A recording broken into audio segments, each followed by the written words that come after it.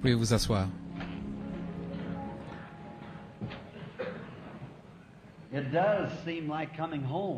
Ça me semble comme arriver chez moi, revenir et entendre votre pasteur parler des choses merveilleuses que le Seigneur a accomplies ici dans cette église depuis ma dernière visite. Il a déclaré qu'il avait pratiquement un réveil continuel du déversement du Saint-Esprit. N'est-ce pas merveilleux d'être parfaitement à l'heure de Dieu au bon moment? Ça nous fait quelque chose. Eh bien, nous en avons eu un tabernacle. Je vous en ai parlé, nous avons eu une série de sujets traitant des 7 derniers âges de l'Église.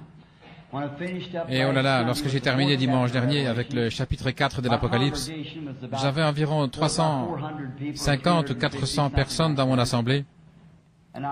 Et alors que je parlais, j'avais appelé la ligne de prière en parlant de la réflexion de la gloire de la Shekinah sur les étoiles et sur la mer de verre où les sacrifices étaient lavés, vous savez, ce qui représente les pécheurs, l'eau de séparation. Alors que je parlais là-dessus et que je m'apprêtais à prier pour les malades, l'ange du Seigneur est descendu devant tous. Il est allé se tenir là dans le coin de la salle et 300 personnes ou davantage nous regardaient pendant 15 minutes en poussant des cris, en pleurant et en louant Dieu. Tous regardaient. C'était la première fois qu'il apparaissait ainsi devant une église. Il est entré et est allé se tenir là à cet endroit. Et je dis, pouvez-vous le voir? Et tout le monde commençait à crier et à tomber. Elle était là, la grande lumière ambre de la colonne de feu, une rondeur parfaite. Et puis elle commença à s'estomper, et l'ombre de chacun de ces âges de l'église se dessina dans cette colonne de feu, exactement comme je les avais enseignés. Dieu sait que c'est la vérité lorsque je me tiens ici devant sa Bible. Nous vivons certainement à la fin des temps. Je suis si content de savoir que le prophète a promis que vers le soir, il y aura de la lumière. Savoir que dans cette heure où tout est si sombre dans le monde, nous vivons et nous marchons dans la lumière. La lumière qu'il a promise de nous donner. Et nous sommes ce soir les privilégiés qui jouissent de ces choses en cette fin des temps. Maintenant, souvenez-vous que l'Église ne sera pas, elle ne sera pas quelque chose de grand et d'important. Dans chaque âge, ça a toujours été une minorité, juste une petite lumière. Et pendant les âges sombres, ça s'est presque complètement éteint. Et puis dans cet âge de la Odyssée, elle s'est éteinte presque complètement. Frère Jack m'a invité à venir prêcher ici une fois, c'est cet âge de l'Église, j'espère que j'en aurai l'occasion.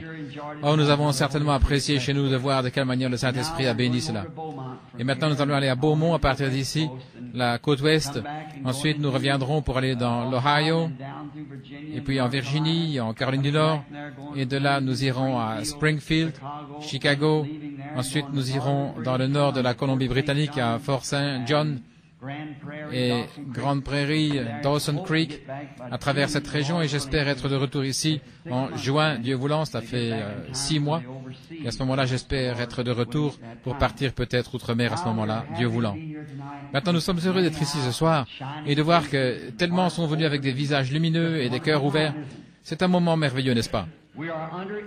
Nous sommes dans l'expectative ce soir, je le suis, en comptant que le Seigneur nous fasse connaître ce soir sa puissance et sa gloire, et qu'il se montre lui-même à nous. Et s'il le fait ou ne le fait pas, nous croirons tout autant en lui. Je viens de quitter une petite dame ici qui vient d'Allemagne. Elle a perdu un bébé il y a quelques semaines et elle était là en Californie. Ils ont amené le petit bébé qui était mort un matin vers les 3 ou 4 heures. Les parents avaient roulé toute la journée et c'était environ 3, 4 ou 5 heures, 6 heures l'après-midi. Et la mère était assise sur le siège arrière de la voiture tenant dans les bras cette petite chose froide, petite forme froide. Et quand ils sont arrivés à San Bernardino, ils ont amené le petit bébé vers moi là où j'étais. Et j'ai dit, depuis combien de temps le bébé est-il mort? Et elle a dit, depuis tôt ce matin. Et j'ai pris cette petite forme froide qui était déjà raide. Et alors ces gens se tenaient tout autour. En le tenant dans mes bras, j'ai commencé à prier notre précieux Seigneur. Et j'ai senti le bébé se réchauffer. Je le tenais toujours et après quelques minutes, il a commencé à donner des coups de pied et à pleurer. Et je l'ai rendu alors à sa mère. Ainsi, voyez-vous, nous ne faisons pas savoir ces choses-là, voyez-vous. La raison, c'est qu'il y a trop d'éclat aujourd'hui, trop de glamour. Nous essayons d'avoir quelque chose de grand pour faire de la publicité. Non, ça ne doit pas servir à cela. Le monde ne le recevra pas de toute manière. Ça s'adresse à l'Église, c'est pour l'Église, le peuple de Dieu. ces grandes choses prestigieuses ne marchent pas dans le royaume de Dieu. Les gens seront surpris lorsqu'ils découvriront qui sont les croyants et qui ne le sont pas. Ce sera semblable au moment où Jean est venu la première fois, à la première venue de Jésus. Il y avait Anne au temple et Jean-Baptiste. Il n'y en avait que peu qui étaient de véritables croyants qui reçurent réellement cela. Nous attendons sa venue. Cette petite était là, son bébé était mort en Allemagne et son mari est un aumônier. Et ils m'ont appelé par téléphone, longue distance, environ 5 fois, jour et nuit, pour me demander de venir et savoir si Dieu allait ressusciter ce petit bébé. J'ai dit, laissez-moi prier. J'ai été prié, j'ai prié cet après-midi et ce soir-là. Et je vais vous montrer si oui ou non les médecins croient. Elle avait déjà donné à lire aux médecins mon livre intitulé, je crois, « Un prophète visite l'Afrique » ou quelque chose comme ça.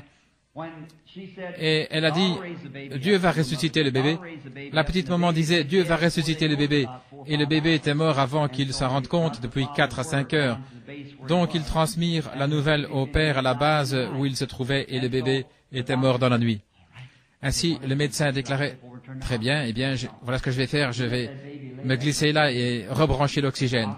Et il laissa ce bébé-là durant 2 jours avec l'oxygène branché en attendant. Quant à moi, j'étais en train de prier. Ils allaient m'emmener là-bas en avion et je pouvais partir d'ici avec un avion à réaction de l'armée pour aller en Allemagne et être de retour le même jour. Un matin, vers le point du jour, je me levais tandis que ma femme sortait de la chambre. Je venais de me réveiller et j'étais encore étendu quand j'entendis quelque chose entrer dans la chambre. Je regardais. Il y avait quelque chose qui se déplaçait dans la chambre. Je sautais sur mes pieds et je dis, « Seigneur, que veux-tu faire connaître à ton serviteur ?» Et il me dit, « Ne réprimande pas cela, c'est la main du Seigneur, voyez-vous. » Je l'ai appelé donc et je lui ai dit, « Non, Dieu a repris votre bébé. » Alors elle est venue me voir l'autre soir et elle m'a dit, Frère Branham, qu'est-ce que c'était? Est-ce que c'était la faiblesse de ma foi? J'ai dit, vous avez une grande foi. Vous avez prié pour votre bébé, vous et votre mari. Vous êtes cramponné à cela en disant, Dieu ressuscitera le bébé. Et il a refusé de le faire parce qu'il sait ce qui est mieux et malgré cela vous l'aimez. Ça, c'est une foi véritable. Lorsque les montagnes sont déplacées, n'importe qui peut avoir la foi. Mais laissez une fois cela aller en arrière et voyez comment cela marche. C'est là que vous prouvez si oui ou non vous avez de la foi. Et chaque fils qui vient à Dieu doit être châtié et éprouvé par Dieu. Souvenez-vous que nos épreuves produisent la patience et que la patience produit l'espoir et ainsi de suite. C'est pourquoi nous nous cramponnons à Dieu et qu'il nous bénisse ou non. Nous sommes là qui croyons quand même en lui parce qu'il a promis et pour voir de quelle manière il agit. Maintenant, avant d'approcher ce sujet et la lecture de la parole, car la foi vient de ce qu'on entend et ce qu'on entend vient de la parole de Dieu. Et maintenant, je ne désire pas être trop long parce que Frère Jack, lorsqu'il m'a appelé pour me demander de passer par ici, ce que je suis heureux de faire, il m'a dit qu'ils avaient des malades qui désiraient qu'on prie pour eux. C'est ainsi que nous avons pensé faire cela. Vous parlez un moment avant de prier pour les malades. J'ai envoyé Billy ce soir et il m'a dit qu'il avait distribué des cartes de prière. Il y a vraiment la foule. Mais nous pouvons appeler des cartes de prière et si nous ne le faisons pas, c'est que ce n'est pas nécessaire. Ainsi, avant de nous approcher de sa parole, approchons Dieu un moment dans la prière. Y aurait-il quelqu'un qui aimerait qu'on se souvienne de lui dans la prière? Que Dieu vous bénisse. Que Dieu exauce vos prières, il connaît vos besoins. Maintenant, avec vos têtes inclinées, je me demande s'il y a un pécheur, homme ou femme, garçon ou fille, qui dirait « Souvenez-vous de moi, frère Branham, ce soir, devant Dieu, tandis que vous priez. Voulez-vous lever la main? Que Dieu vous bénisse, Dieu vous bénisse. Que Dieu vous bénisse. » Il y en a beaucoup dans toute la salle. Environ 10 à 15 mains se sont levées, des pécheurs. Il y en a qui sont sans la lumière de Dieu dans leur âme par le Saint-Esprit. Voudriez-vous aussi lever la main en disant « Souvenez-vous de moi, frère Branham, que Dieu vous bénisse. » Oh, je vois des mains partout. Notre Père Céleste, nous approchons ton trône de grâce et de miséricorde. Nous venons humblement au nom de Jésus parce que nous sommes sûrs qu'il va nous entendre. Car il a déclaré, si vous demandez quelque chose au Père en mon nom, je le ferai. Ainsi nous savons que cette promesse est vraie. Peu importe combien notre incrédulité lui fait obstacle, elle est pourtant vraie. C'est pourquoi nous croyons ce soir, avec tout ce qui est en nous, que tu nous entends. Nous croyons que tu es ici et que tu vas exaucer nos prières, spécialement pour ces pécheurs qui ont levé la main. Puissent-ils voir la lumière de Dieu ce soir? Puisse cet autel les trouver prosternés et implorant la miséricorde pour leur âme pécheresse. Accorde le Seigneur. Je prie pour ceux qui n'ont pas le Saint-Esprit dans leur vie pour les guider. Puisse Dieu venir dans cette tour de contrôle ce soir et en prendre possession. puis guider leur vie dans cette heure sombre, alors que le temps arrive où les nations ne savent pas que faire. Mais tu es le chemin, la vérité et la vie. Nous sommes si heureux de t'avoir rencontré il y a des années, si cher à nos cœurs. Tu es un secours qui ne manque jamais dans la détresse. Je prie pour que chacun d'eux soit rempli du Saint-Esprit ce soir. Bénis les malades et les affligés qui sont dans la salle et hors du bâtiment, en convalescence et où qu'ils soient. Nous te prions d'être miséricordieux envers eux, Père. Maintenant, nous te demandons de bénir l'Église, de continuer à la bénir. Nous voulons te remercier pour ce que tu fais pour ce corps local ici de croyants, ces gens saints et pieux qui craignent ton nom, Seigneur, et croient que tu viendras un jour pour nous recevoir. Quoique nous dormions dans la poussière, ce ne sera pas un obstacle, car la trompette de Dieu sonnera et les morts en Christ ressusciteront premièrement. Nous partirons de toute manière. La mort ne peut pas nous arrêter, rien ne peut nous arrêter, ne peut nous empêcher de le rencontrer. Oh Dieu, nous sommes si contents que le sang de Jésus est appliqué à notre âme et que son esprit demeure en nous. Nous te prions maintenant de faire de chacun de nous des citoyens du royaume. Oh Dieu, guéris les malades et les affligés et reçois-en la gloire. Et alors que nous approchons ta parole maintenant pour y trouver un message à apporter à cette assemblée, dans l'attente, certains attendant d'être bénis, certains attendant d'être remplis, d'autres d'être guéris, d'être sauvés, que le Saint-Esprit nous serve tous, Seigneur, selon nos besoins. Et mon besoin profond, c'est toi, Seigneur. Viens et parle, ô Dieu, et que le Saint-Esprit se meuve au-dessus de la parole comme il se déplaçait au commencement au-dessus des eaux, et qu'il dise que la lumière soit alors que la parole sort, car nous le demandons dans le nom de Jésus. Amen.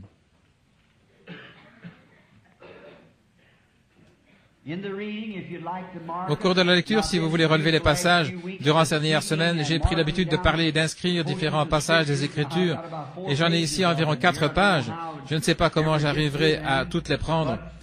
Mais si vous voulez donc écrire ces passages, vous êtes tout à fait libre de le faire. Je pense parfois qu'étant donné à la fin, et que la fin est maintenant si proche, je vais enseigner un petit peu sur ce sujet. Vous pouvez prendre Saint Jean au chapitre 1er, et nous allons lire le premier passage des Écritures dans le premier chapitre, et le second passage dans le 4e de Saint Jean.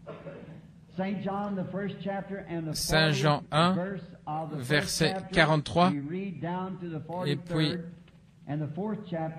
au chapitre 4, nous lirons les versets 24, 25, 26. Chapitre 1er, verset 40. André, frère de Simon-Pierre, était l'un des 2 qui avaient entendu les paroles de Jean et qui avaient suivi Jésus. Ce fut lui qui rencontra le premier son frère Simon et lui dit « Nous avons trouvé le Messie », ce qui interprété signifie Christ. Et il le conduisit vers Jésus, et Jésus, l'ayant regardé, lui dit « Tu es Simon, fils de Jonas. Tu seras appelé Céphas », ce qui par interprétation est une pierre. Et au verset 24 du chapitre 4, nous lisons ceci. Dieu est un esprit et il faut que ceux qui l'adorent en esprit et en vérité. La femme lui dit, je sais que le Messie doit venir, celui qu'on appelle le Christ, et quand il sera venu, il nous annoncera toutes ces choses. Jésus lui dit, je le suis, moi qui te parle. Je désire sortir de là un mot de 5 lettres différentes pour servir de titre. Le Messie. Je désire que mon sujet ce soir soit centré sur le mot « le Messie ». Le mot lui-même signifie celui qui est oint, ou il pourrait être utilisé pour parler du roi oint. Et il signifie également Christ.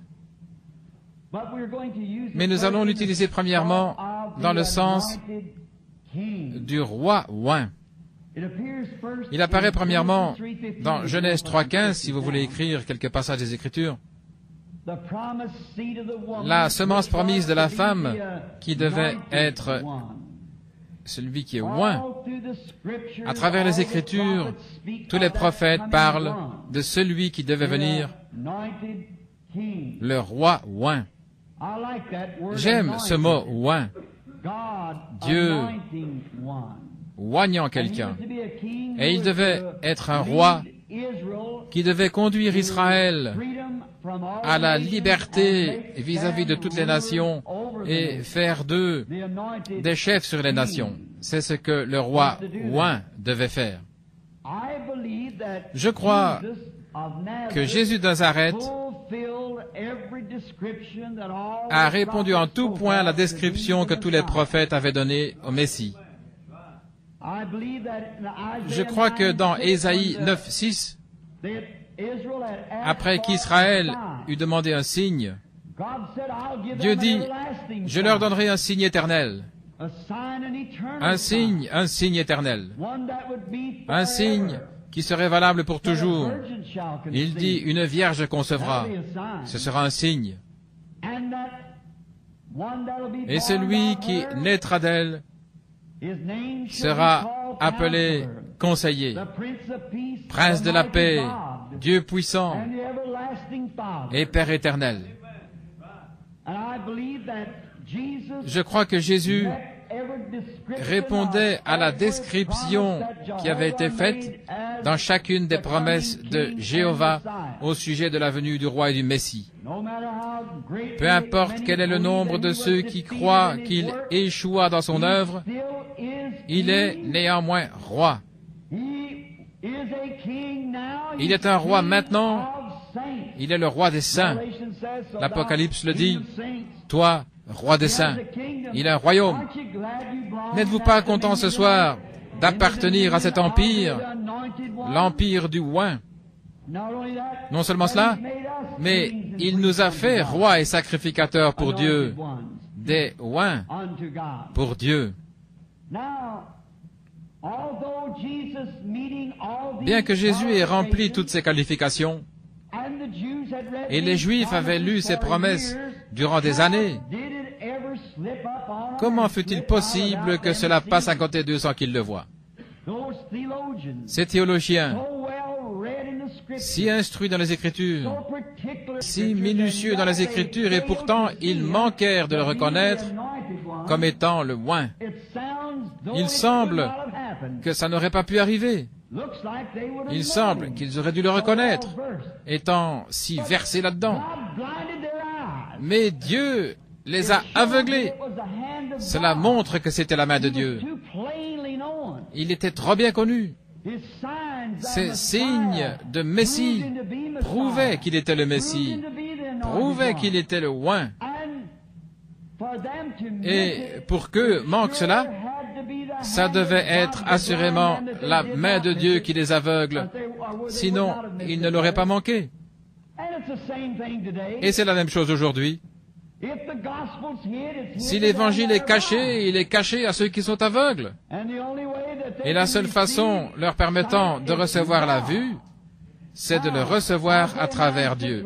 Dans Ésaïe 9:6, nous n'allons pas le lire, mais il est dit qu'il devait être le Père éternel, le Dieu puissant.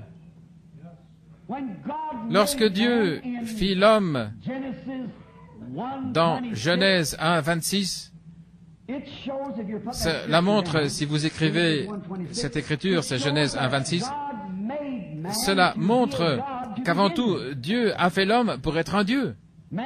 L'homme fut créé pour être un Dieu inférieur. Il fut fait à l'image et selon la ressemblance de Dieu. Il avait des mains comme Dieu, il avait des pieds comme Dieu, des yeux, des oreilles, une intelligence comme Dieu. Toute sa composition parce qu'il était un fils de Dieu. Et Jésus se référa à lui comme d'un Dieu. Jésus dit, « Comment pouvez-vous me condamner lorsque je dis que je suis le Fils de Dieu? N'est-il pas écrit dans votre loi que vous êtes des dieux?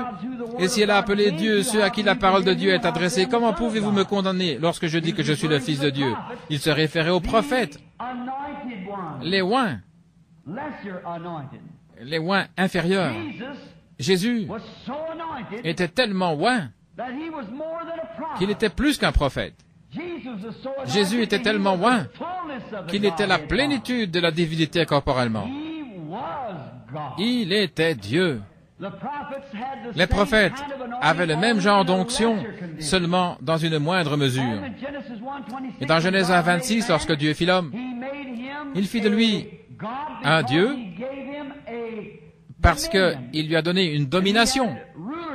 Il avait le gouvernement, il avait la puissance sur les oiseaux de l'air, sur le bétail, sur les vents, les vagues, les poissons de la mer, sur tout. Il avait la domination sur tout. Il était un gouverneur.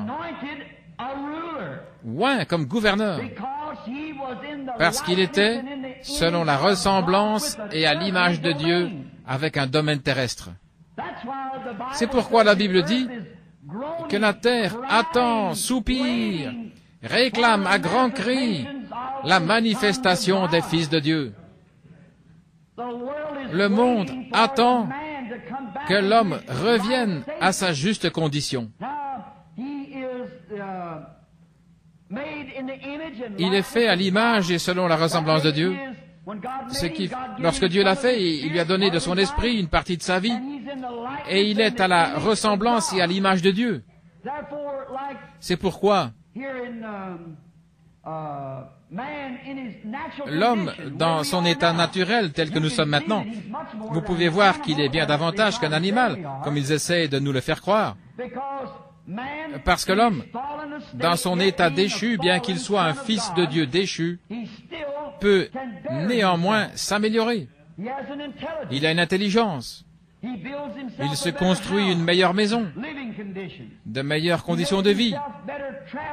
Il améliore ses conditions de voyage. Il peut maintenant se propulser dans l'air à plus de 3000 km/h dans un avion à réaction ou une fusée. Il en est arrivé à un point où il peut presque faire le tour du monde en 24 heures en envoyant un satellite dans l'air au-dessus de la couche atmosphérique où l'air tourne, l'orbite du monde, et rester immobile et observer le monde passer en dessous de lui et faire le tour complet en 24 heures. Simplement en restant immobile à un endroit, s'élever dans l'air, rester là et ensuite redescendre et être de nouveau chez soi. Simplement se trouver au-dessus de la Terre, qui accomplit sa révolution à l'endroit où la Terre fait tourner son courant, faisant les vents, etc., le courant. Le monde tournant environ 4000 km à l'heure, non, je dirais plutôt à 1700 km à l'heure, il y a environ 40 000 km de circonférence, il accomplit une révolution chaque 24 heures, ce qui fait environ 1000. Et l'homme s'élève dans l'air et défie cela, il se tient au-dessus de la gravitation et observe le monde passer en dessous de lui. Il est brillant, intelligent. Et il est fait à l'image et selon la ressemblance de Dieu. Et en lui se trouve la lumière. Par exemple, lorsqu'un homme reçoit le salut, la lumière qui entre en lui ressemble presque à ce petit bouton blanc sur ma chemise. C'est lorsque Dieu entre dans la partie intérieure d'un homme. Dans la partie... Et un homme est fait selon le modèle du tabernacle. Il y a le parvis extérieur, puis le lieu saint, et ensuite le lieu très saint, la gloire de la Shekinah, à l'intérieur du voile. À la porte extérieure d'un homme se trouvent 5 sens qui contrôlent l'entrée de son corps. À l'intérieur, où se trouve son âme, ou plutôt l'âme est la nature de l'esprit qui se trouve à l'intérieur de son cœur, et cela produit son âme qui fait l'atmosphère autour de lui. Il a là également 5 entrées. Puis, à l'intérieur, il a seulement une seule porte, une entrée pour entrer dans la gloire de la Shekinah. Une porte par laquelle Dieu peut entrer en lui et prendre possession de la tour de contrôle, et c'est celle de la propre volonté. Si vous voulez ou non, c'est à vous de décider. Mais la seule avenue ouverte que possède un homme pour permettre à Dieu d'entrer dans son cœur, c'est par la propre volonté. Cela fait de lui un être moral libre comme l'étaient Adam et Ève. Vous pouvez choisir le juste ou le faux, comme vous voulez, le bon vouloir. Et puis Dieu entre dans le cœur de l'homme, qui est l'esprit, et puis l'esprit fait l'âme, Et ensuite, l'âme habite dans le corps. Lorsqu'un homme est converti, cela commence dans son cœur comme ce petit bouton blanc. Cette partie de Dieu est Dieu. Lorsqu'il naît de nouveau de l'Esprit de Dieu, l'Esprit de Dieu demeure en lui. Alors qu'il laisse cet esprit grandir et enlever toutes les racines d'amertume et faire pénétrer de nouveau la voix de Dieu en lui, il peut redevenir tel qu'il était dans le Jardin d'Éden. Jésus a dit dans Marc 11, 23, « Je vous le dis en vérité, si vous dites à cette montagne, ôte-toi de là, et si vous ne doutez pas dans votre cœur, mais croyez que ce que vous dites arrive, vous le verrez s'accomplir. » Cela le rend suprême à nouveau. Cela le place à nouveau dans cette même condition. Nous sommes formés de cellules lumineuses. En nous se trouve de la lumière cosmique. Or, cette lumière cosmique est la lumière qui leur permet de prendre des rayons X. Les rayons X ne viennent pas de la lumière de rayons X, il vient de votre propre lumière. Et si cette lumière cosmique pouvait être amenée à n'être plus de la lumière cosmique, mais de la lumière éternelle, Dieu pourrait habiter suprêmement en nous et être maître de notre pensée, de notre marche, de nos paroles. Alors ce ne serait plus l'homme, ce serait Dieu dans l'homme. Je suppose que je suis en train de vous assourdir par cette chose. J'entends l'écho ici, ça déforme ma voix. Ce n'est pas moi, c'est ceci. Ainsi, mettez ça sur ce compte-là. Donc, il a la lumière, la vie éternelle, c'est la vie de Dieu qui demeure dans l'homme. Et plus il se soumet à l'esprit, plus ce qui est de l'homme, du pécheur, disparaît et plus il ressemblera à Dieu. Il n'y a pas longtemps, ils firent une radioscopie d'un homme qui priait pour un malade. Le Reader's Digest en a parlé. Et ils ont découvert un rayon de lumière venant de l'un des hommes, non pas de tous, mais les mains d'un des hommes réfléchissaient à un rayon de lumière lorsqu'ils placèrent une feuille de plomb sous la main de l'homme. Je pense que vous l'avez lu vous-même. Et en Angleterre, ils ont envoyé des guérisseurs, comme ils les appellent, dans tous les hôpitaux. Il y a 80% de plus de guérison au moyen de la guérison divine que par traitements médicaux. Le Reader's Digest l'a reporté ici, c'était dans le Newsweek, et le Reader's Digest l'a relevé. Ils ont découvert qu'il y avait un rayon de lumière. Lorsque cet homme plaça ses mains sur cette personne avec sincérité, ne sachant pas ce qu'il faisait, et qu'il priait avec ferveur, ils prirent une radio et ils découvrirent qu'une lumière sortait de ses mains.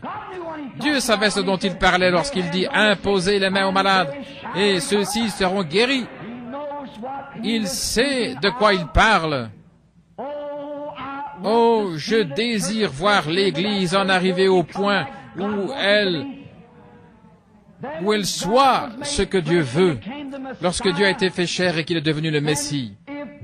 Alors, si nous pouvons nous soumettre pour être oints comme lui, nous devenons des messiettes, des petites lumières. C'est ce que l'Église est censée être, des lumières, des petits oints.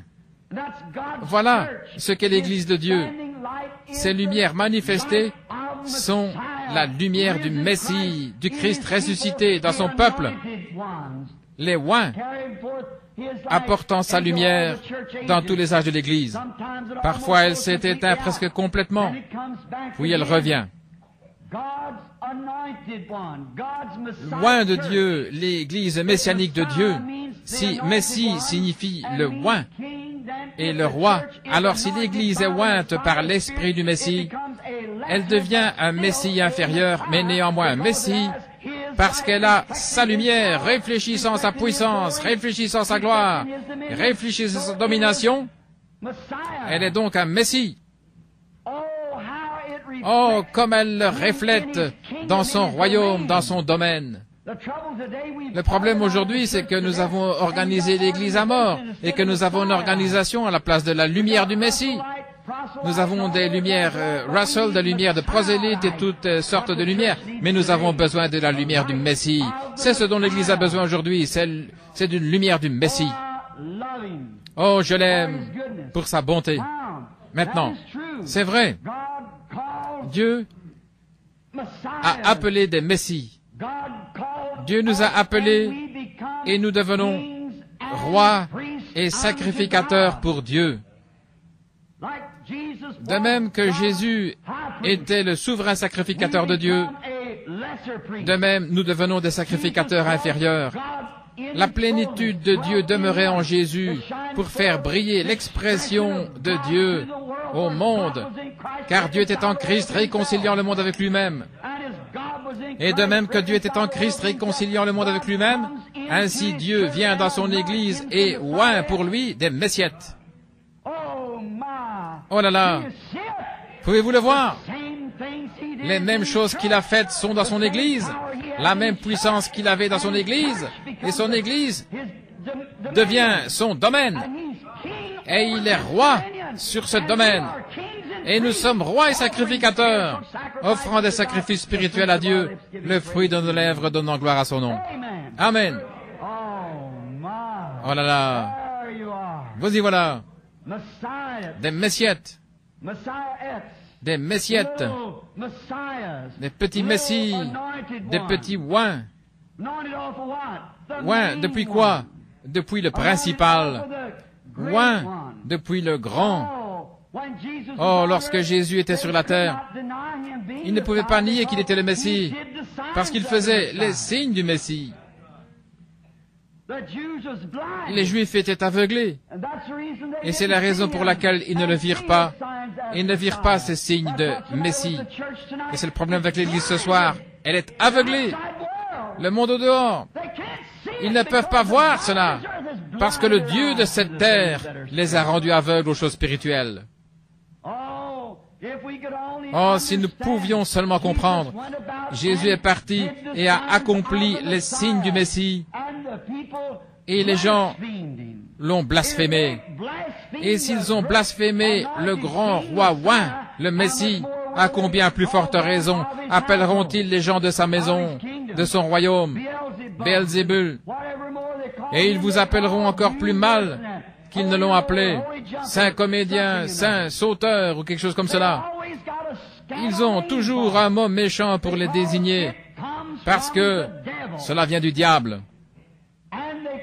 Et s'ils ont appelé les gens de sa maison, s'ils l'ont appelé ainsi, qu'appelleront-ils les gens de sa maison?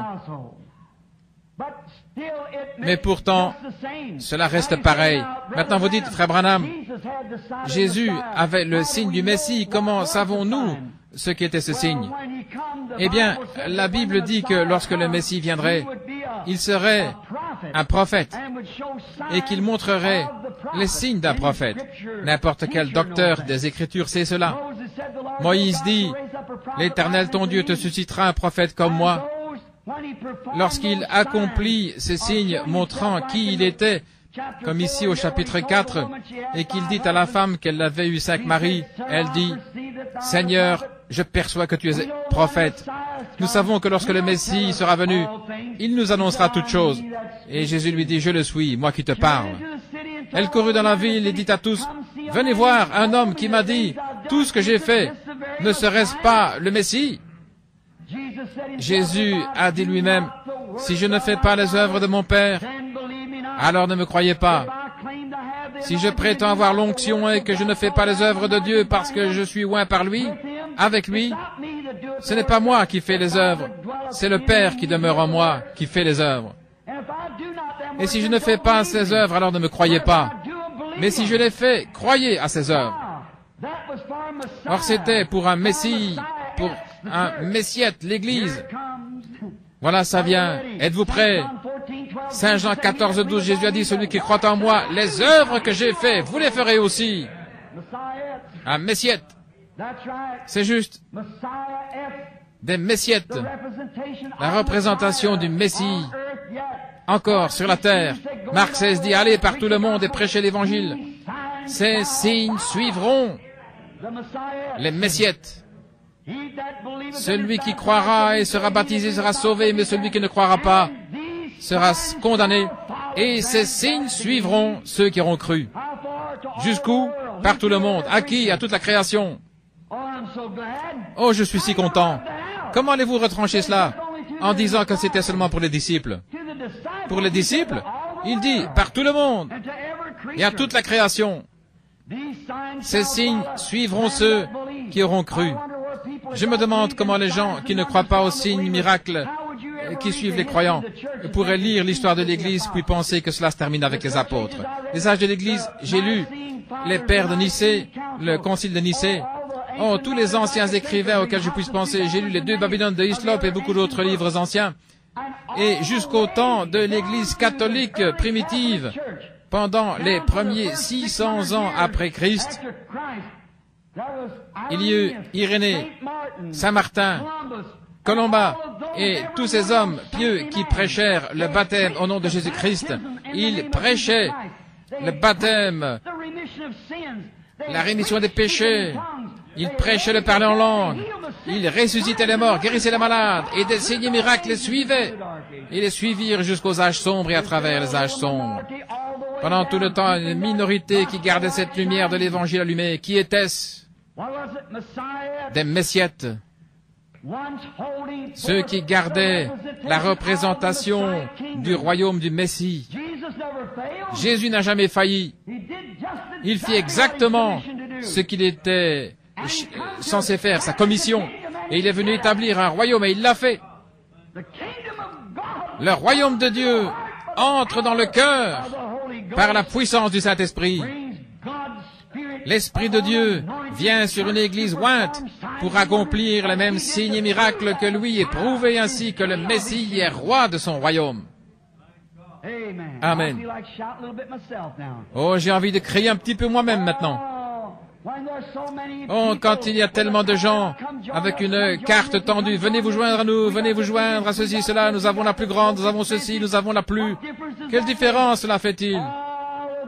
Tout cela est de la folie et périra.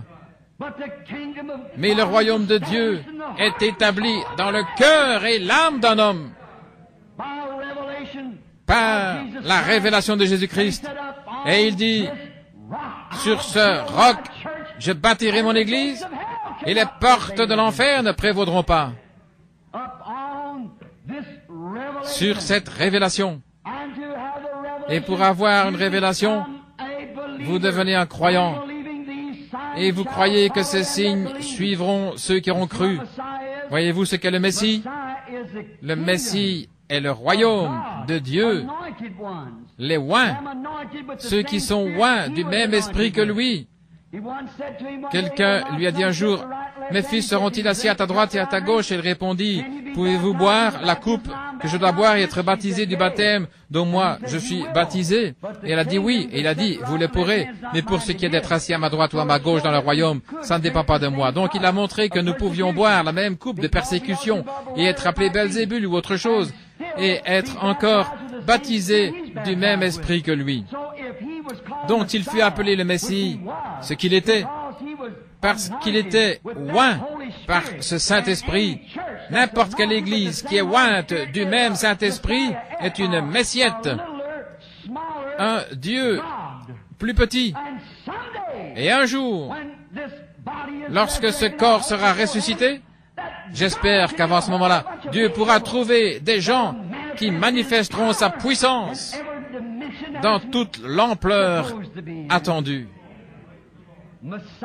Le Messie, le oint, un roi pour délivrer, un roi, vous êtes roi et sacrificateur, roi pour faire entrer, sacrificateur pour servir, un Messie. Ces signes devaient suivre dans tous les âges pour refléter sa lumière, sa présence dans son royaume, son peuple. Or, vous n'avez pas besoin de mourir pour recevoir ceci. Vous devez mourir spirituellement, mais vous n'avez pas besoin de mourir physiquement. C'est à l'intérieur que Dieu entre pour avoir le contrôle de vous. Alors qu'il se presse en vous, n'ayez aucune racine d'amertume, ni haine, malice, ni conflit qui le ferait de nouveau repartir. Faites sortir toute la méchanceté, la superstition et l'incrédulité de vous. Et chaque fois que vous faites sortir l'incrédulité, Dieu entre en vous et prend possession. Faites sortir l'incrédulité. Il a dit à Josué, « Tout lieu que foulera la plante de votre pied, je vous le donne. » Et ce soir, alors que nous entrons dans le royaume de Dieu, faisons sortir tous les Philistins incroyants, tous les Amoréens et les Amalécites et les autres. Jetons-les dehors de nous comme cela. Nous prenons possession. Amen. J'aime ça. Le temps des miracles est passé. Toi, Amoréen, sors de moi. J'ai posé l'empreinte de mon pied. J'ai pris possession. Le fait d'avoir des visions, ça n'existe pas. Sors d'ici, toi, Amalécite. J'arrive. Vous y êtes. Vous faites sortir cela de ce petit bouton. Cela prend possession de votre être. Cela s'étend. Dieu agissant à travers vous, en vous, autour de vous. Ce n'est pas étonnant qu'Élie étendit son corps sur ce bébé mort et qu'il est revenu à la vie. C'était Dieu dans cet homme. Dieu avait pris possession. Il était oint. Jésus l'a dit. Chaque prophète de Dieu dans l'Ancien Testament était oint du Saint-Esprit. Il était. Alors ils étaient des plus petites lumières. Il était la plénitude de Dieu en étant le Messie. Ils étaient alors des messiettes, des messies plus petits, car ils étaient oints du même esprit que lui. Seulement lui l'avait dans la plénitude. Et chaque homme aujourd'hui qui a reçu le véritable baptême du Saint-Esprit est oint du même esprit que Jésus de Nazareth, qui s'en allait faisant du bien et guérissant les malades. Oh là là, ça me fait sentir bien de savoir qu'il vit aujourd'hui. Il y a quelque chose dans l'homme. Il est un Dieu. Il fut fait pour être un Dieu. Son but ici sur la terre était d'être un Dieu pour avoir la domination sur tout ce qui s'y trouve. Oh là là. Maintenant, ne laissez pas cela vous étonner parce que j'ai encore d'autres écritures. Un soir dernièrement, j'ai vu dans une émission de télévision un homme avec une foi psychique, mentale, poser un verre d'eau sur quelque chose, puis se tenir en retrait et se concentrer jusqu'à ce que le verre d'eau éclate, simplement par la concentration, en observant le verre d'eau. Le verre a craqué et l'eau s'est répandue, simplement par une pure concentration mentale. Pourquoi cela? C'est sa nature, sa composition. S'il peut faire cela, s'il a une puissance en lui, qui, par la pensée, peut briser un verre d'eau, bien qu'il soit un pécheur, cela montre qu'il y avait quelque chose qui fut placé dans cet homme. Il est dans une condition pervertie et déchue. Mais si cet homme pouvait seulement revenir à Dieu et laisser Dieu entrer en lui, libérant ainsi la puissance du royaume de Dieu. Il n'avait pas de fil conducteur, il était comme un fusil de chasse, il a simplement tiré dans toutes les directions. Mais si l'esprit qui est dans un homme peut être converti et que vous y mettiez Christ, de telle manière qu'il y ait un conducteur est un fil qui conduit cela. Amen. Et que cet homme ait la même foi dans le conducteur de la parole de Dieu, il peut ressusciter les morts, purifier les lépreux, chasser les démons. Amen. Il est façonné comme un Dieu, il ressemble à Dieu. Assurément, c'est la raison pour laquelle Dieu était homme et l'homme était Dieu. Et l'homme est son rejeton et Dieu essaye seulement de pouvoir s'emparer d'hommes. Il essaie de mettre des hommes dans sa main. Maintenant, il y a des conducteurs. Or, ce n'est pas toute la théologie qui se trouve être le genre de conducteur correct. Vous savez, il y a une grande partie de la théologie qui fait office d'isolateur vis-à-vis de cela. Il y a beaucoup d'églises qui disent le temps des miracles est passé, la guérison n'existe pas, seuls les démons parlent en langue. Eh bien, ça c'est un isolateur. Vous ne voulez pas quelque chose comme ça. Éloignez-vous, revenez à la parole. La parole est le fil conducteur de Dieu. Un homme qui croit à la parole de Dieu, qui a la parole de Dieu, est aussi grand que ces bâtiments ici autour lorsqu'il marche et en s'appuyant sur elle. C'est elle qui dirige, elle conduit l'homme, elle conduit l'esprit. Lorsqu'elle s'y trouve, un homme est fait pour avoir une grande foi. Qu'est-ce qu'il fait? J'ai prêché ici dans ce tabernacle il y a quelque temps sur avoir soif de la vie. Qu'est-ce qui pousse une femme à partir danser le rock'n'roll? Qu'est-ce qui pousse un garçon, un adolescent à faire cela? Et pas seulement eux, mais grand-papa et grand-mère. Pourquoi le font-ils? Qu'est-ce qui les pousse à aller? Pourquoi les gens veulent-ils agir de cette façon? C'est parce qu'ils ont été faits pour avoir soif de quelque chose. Et ils ont été faits pour avoir soif de Dieu. Et ils essayent de faire taire cette sainte soif en laissant le diable la remplacer par ce qu'ils appellent les plaisirs. Jamais, jamais, vous ne la satisferez tant que Dieu ne vient pas prendre le contrôle. Vous pouvez danser, vous pouvez boire, vous pouvez commettre adultère, vous pouvez faire tout ce que vous voulez, et vous vous réveillerez avec un mal de tête et un jour en enfer. Mais la raison pour laquelle vous faites cela, c'est parce que vous avez été fait à l'image de Dieu, pour avoir soif de Dieu. Dieu veut entrer là-dedans. Dieu veut laisser sa parole entrer en vous et l'utiliser comme conducteur. Dieu l'a dit. Comme pour Abraham. Dieu dit, tu vas avoir un bébé. Comment sais-tu que tu vas l'avoir? Dieu l'a dit. Tu as 100 ans, comment peux-tu l'avoir? Dieu l'a dit. Il était oint. Amen. Il était oint. Et il avait la parole. Et la parole était ointe en lui. C'était le conducteur pour le conduire jusqu'au bébé. Amen. N'importe quel homme ou n'importe quelle femme ce soir qui prendra la même parole de Dieu, par ses meurtrissures, nous sommes guéris, et qui laissera l'onction, le Messie, venir sur vous, eh bien ce conducteur vous conduira directement à la guérison. Il vous conduira au salut. Oh, comme j'aime cela. Voilà ce qu'il fera. Parce que vous avez été fait pour avoir soif. Vous avez été fait pour Dieu et le diable essaie de pervertir cela, de vous faire croire que vous avez du plaisir là dans le monde. Il vous aveugle, comme il l'a fait pour les Juifs, jusqu'au moment où vous traversez la ligne de séparation. Alors c'en est fini de vous. Et c'est presque là, cette nation aujourd'hui, et non seulement celle-ci, mais les autres nations également. Le monde ne le croira pas. La Bible dit, dans 2 Timothée 3, que dans les derniers jours, les gens seraient emportés, enflés d'orgueil, aimant le plaisir plus que Dieu, déloyaux, calomniateurs, intempérants, ennemis de ceux, des messiettes,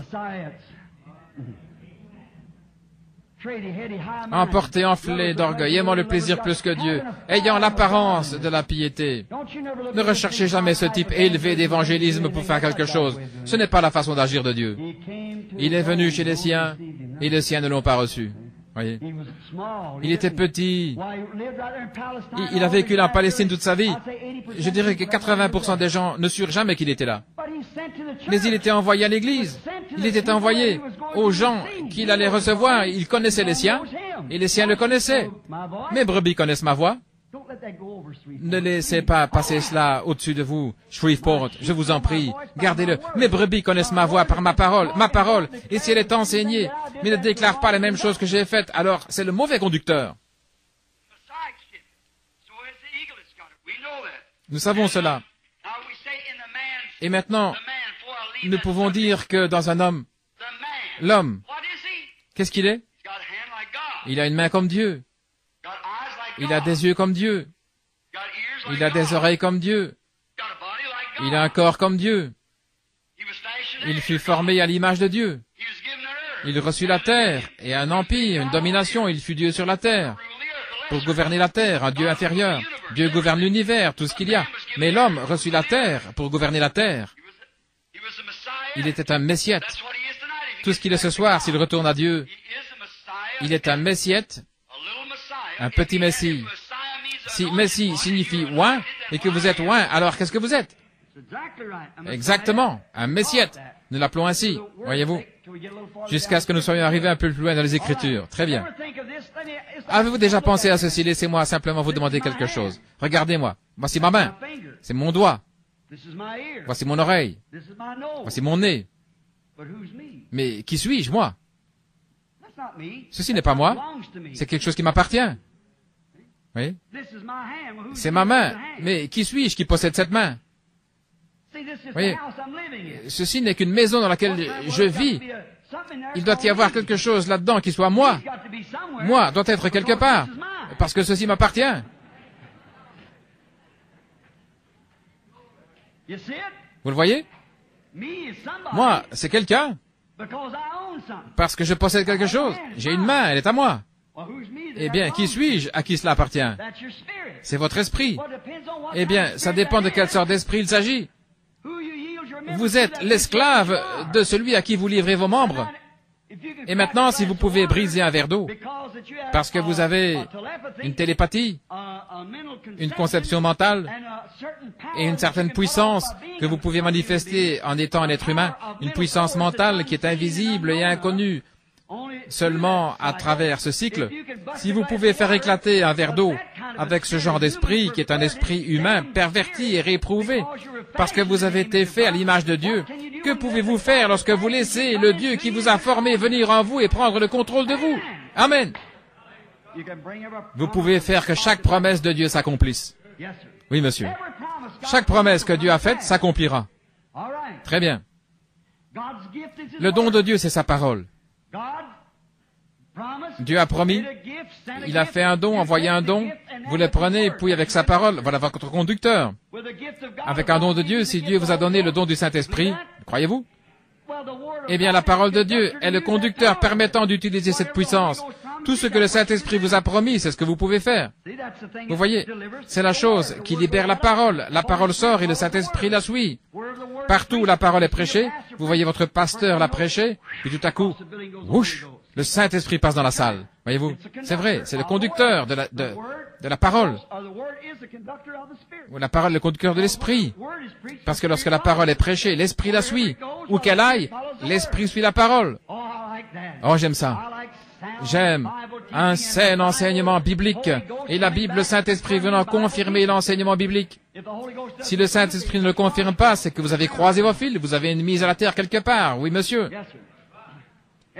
Si vous pouvez raccorder cette parole à la dynamo, cette grande chose qui produit la plénitude du courant, va enflammer ce fil, c'est vrai. Et elle fera des choses pour vous. Lorsque Jean-Baptiste est venu, il était une partie de la parole, il était comme un messiette, il était ordonné de Dieu par la parole, il était un don de Dieu qui est venu dans le monde, le croyez-vous? Ésaïe 40 dit qu'il était une voix de celui qui crie dans le désert. Et lorsqu'il est venu, il a pris sa position pour crier dans le désert. Il était parfaitement intrépide avec cela. Amen. Oui, monsieur.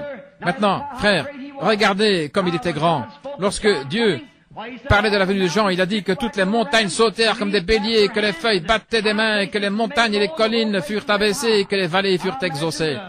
Maintenant, j'imagine que l'interprétation théologique de cela, c'était, Saint frère, un jour Dieu va tirer les corridors du ciel, faire descendre l'échelle de Jacob, et un puissant prophète descendra dans les airs, escorté par des anges, et descendra ici où se trouve le Saint-Temple.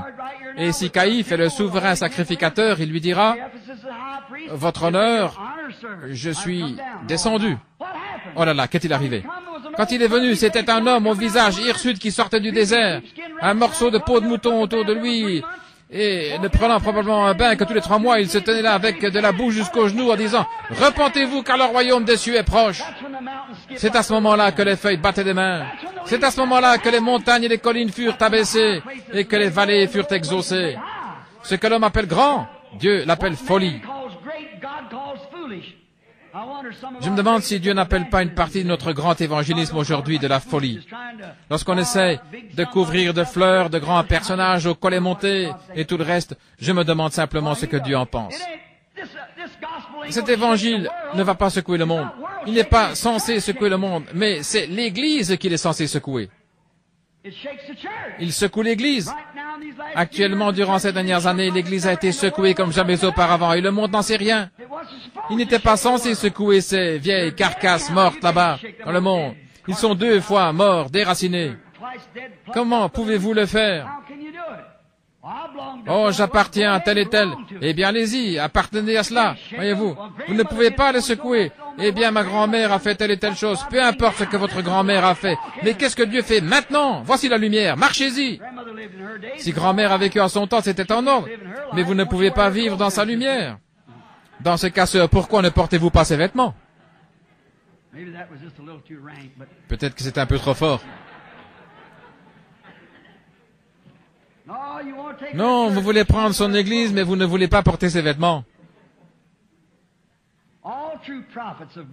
Tous les véritables prophètes de Dieu se récrient contre le péché. Tous les oints le font. C'est vrai, ils le font. Et Dieu garde sa parole envers chacun. Il le fait toujours. Dieu vous prendra, c'est-à-dire vous recevrez chaque promesse si vous passez par la chambre de compensation pentecôtiste. Vous savez, si vous écrivez un chèque, ils ne le paieront pas tant qu'il n'est pas passé par la chambre de compensation. Il doit passer par la chambre de compensation et il est payé ensuite. Et lorsque vous dites que vous êtes repenti et que vous êtes prêt à passer par la chambre de compensation pentecôtiste, Dieu payera avec chaque don qu'il a promis. Amen. Essayez une fois Acte 2:38 et voyez si c'est sa chambre de compensation. Vous savez que Paul rencontra des gens dans Acte 19 qui n'avaient pas encore passé par la chambre de compensation. Eh bien, ils étaient dans une grande joie, mais lorsque Paul a dit « Avez-vous reçu le Saint-Esprit » après avoir cru, ils ont dit « Nous avons été baptisés ». Ils ont dit « Baptême de Jean », mais ça n'agira pas. Voyez-vous, Vous devez passer par la chambre de compensation. Dieu a maintenant choisi sa banque pour payer ses promesses. Le jour de la Pentecôte, Pierre déclara, ces promesses sont pour vous et pour vos enfants et tous ceux qui sont au loin, que Dieu les appellera. Et lorsqu'ils ont rencontré Acte 2:38, Dieu honora le chèque. Il passa par la chambre de compensation, puis il revint. Alors ils commencèrent à parler en langue, à prophétiser, à magnifier Dieu. Lorsqu'un croyant signe son nom en tant que croyant et qu'il passe par la chambre de compensation pentecôtiste de Dieu avec le baptême du Saint-Esprit, Dieu paye chaque promesse. Sa banque est bonne, ses promesses sont réelles, tout ce qui est signé au nom de Jésus. Vous ne pouvez pas signer d'une autre manière. Ça ne marchera pas. Il ne connaît pas de titre, il connaît seulement le nom. Amen. Mais croyez-vous? Certainement. Oui, monsieur, son nom est la seule chose. Demandez tout ce que vous voulez. Demandez au Père en mon nom. Maintenant, n'allez pas y mettre là 4 ou 5 noms différents. Il ne connaît rien de cela. Le chèque va revenir.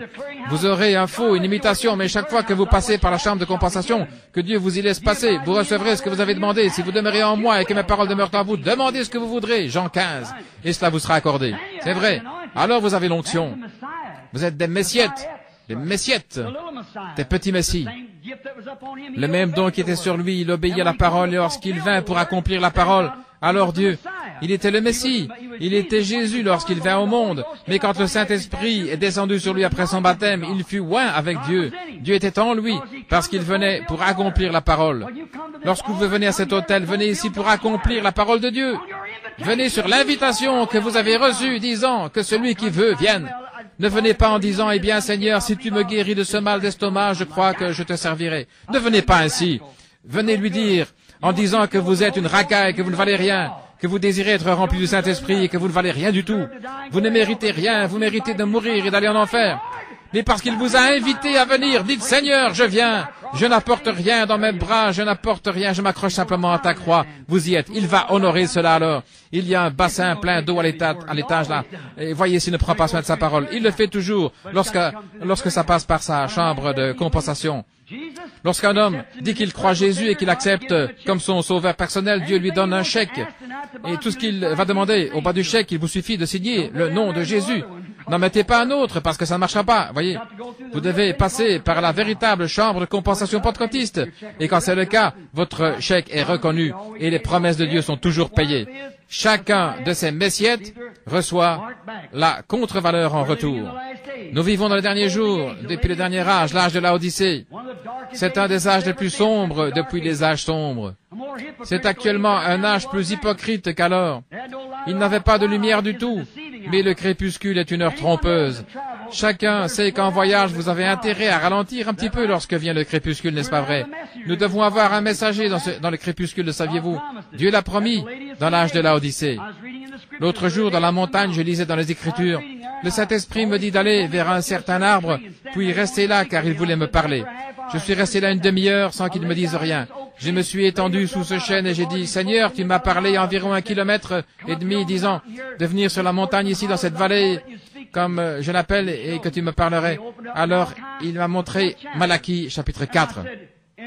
Et je dis, car voici le jour vient ardent comme une fournaise et tous les hautains seront embrasés. Si vous voulez écrire, c'est Malachie 4. Il embrasera les hautains et les justes fouleront les méchants et ils seront comme la cendre sous la plante de leurs pieds. Et il dit, voici, je vous enverrai Élie le prophète avant que le jour de l'Éternel arrive. Ce jour grand et redoutable, il ramènera le cœur des pères à leurs enfants et le cœur des enfants à leurs pères. Et je dis, c'est juste, je crois cela. Jésus dit, lorsque les disciples lui posèrent une question à ce sujet, les disciples lui dirent, pourquoi donc les scribes, lorsqu'ils se réclamaient être le Messie, pourquoi disent-ils que Élie doit venir premièrement? Jésus a dit, il est déjà venu et vous ne l'avez pas reconnu. Ils comprirent alors qu'il leur parlait de Jean-Baptiste. Combien ont entendu parler de ça? Vous lisez tous la Bible, Jean-Baptiste. Et souvenez-vous qu'il n'était pas l'Élie des derniers jours dont il a parlé parce que le monde n'a pas brûlé et le millénium commençait. Regardez les Écritures, soyez attentifs maintenant. Ouvrez vos Bibles à Malachie 4, une minute. Regardez. Je ne savais pas auparavant. Je n'essaie jamais d'apporter quelque chose tant que le Saint-Esprit ne l'a pas révélé. Regardez Malachie 4. Je vous enverrai Élie le prophète avant que le jour de l'Éternel arrive, ce jour grand et redoutable où il brûlera la terre. Et il ramènera le cœur des pères à leurs enfants et le cœur des enfants à leurs pères. Regardez. La première fois qu'Élie est venu, il a ramené le cœur des pères, des vieux patriarches, ces vieux juifs, voyez, à la fois des enfants qui venaient de le recevoir, croyant qu'il était le Messie qui devait venir. Ramener le cœur des pères à leurs enfants et une conjonction reliant les deux phrases, lorsqu'il viendra la deuxième fois, le cœur des enfants à leur père pentecôtiste. Alléluia, vous y êtes. Ainsi, comment la lumière du soir peut-elle être autre chose qu'un retour aux actes? C'est vrai.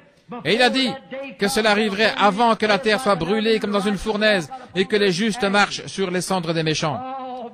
Oh frère, nous attendons la venue d'une lumière. Elle est ici et souvenez-vous, quand cet Élie viendra, je vais vous le décrire un peu. Lorsqu'Élie viendra, ce sera le messager à l'âge de l'église de Laodicée. Nous voyons qu'Élie vient avant. Souvenez-vous qu'Élie fut celui qui fut enlevé sur un char sans jamais goûter à la mort. Et le message de ce grand messager qui viendra à la fin, dans l'âge de l'église de Laodicée, sera celui qui amènera l'église à l'enlèvement, exactement. Il fut lui-même enlevé et il viendra avec l'église à l'enlèvement. Et souvenez-vous, je vais vous donner la description de cet homme. Ce sera un misogyne. Certainement, regardez Élie et Jézabel. Regardez Jean et Hérodias. Oui. D'autre part, il sera fermement contre les dénominations. Regardez Élie. Regardez Jean, ne prétendez pas dire en vous-même, nous avons Abraham pour père, car de ces pierres, Dieu peut susciter des enfants à Abraham. Il haïra les dénominations, il haïra les femmes immorales. Ce sera un homme de la nature, vivant dans la nature, qui viendra avec son message. Et il ramènera le cœur des gens. Oh, il y a eu 100 d'Élie qui ont surgi dans le monde, disant qu'ils sont Élie, l'Élie du jour. Mais Élie retournera à l'église pentecôtiste originelle d'Éphèse. Et il apportera ce même message aux gens avec les signes du Messie. La Bible le dit. Il dit le jour viendra qui ne sera ni jour ni nuit, mais vers le soir la lumière paraîtra. Est-ce vrai? Maintenant regardez. Le soleil se lève à l'est. Or, vous dites, ça a été un jour. Nous sommes les enfants du jour de l'Évangile. Cela a été un jour de ténèbres pour les enfants. L'étoile du matin salue simplement la venue. Puis vice-versa de ce que c'est littéralement parce que l'étoile de matin qui s'est levée là-bas, il y a une étoile du matin qui salue la venue du soleil et une autre qui salue le coucher du soleil. Le soleil naturel qui partait lorsque cette étoile salua sa venue et l'évangile commençait simplement. Nous sommes les enfants de la lumière. Mais le monde est dans les ténèbres maintenant. L'Église a passé par l'âge le plus sombre, elle a passé par les âges sombres, mais l'étoile du soir est celle qui salue la lumière. L'étoile du soir est celle qui salue la lumière pour l'Église. L'Église a vécu en étant une minorité, juste un petit groupe. Mais finalement, le jour viendra où cette trompette de Dieu sonnera et un jour éternel se lèvera. Le point du jour arrive, et ce glorieux Esprit de Dieu qui viendra sur quelqu'un en ces derniers jours, qui proclamera ce message, ramènera le cœur des enfants au Père pentecôtiste. Et comment le livre des Actes a-t-il été écrit? Commencez à le lire. Regardez comment nous l'avons contaminé avec toutes sortes de choses stupides. Mais un jour, quelqu'un va venir, une lumière avant la fin, cette porte ouverte qui est placée devant l'Église. Observez, voyez si ça n'arrive pas un de ces jours. Dieu enverra Élie. Aussi sûr que je me tiens à cette chair, il l'enverra. Et cet Élie va secouer les gens et les ramener directement à la doctrine pentecôtiste originelle. Maintenant, commencez à la Pentecôte et voyez comment c'était. Voyez ce qu'ils ont fait. Voyez si ce sera le fait de se serrer la main.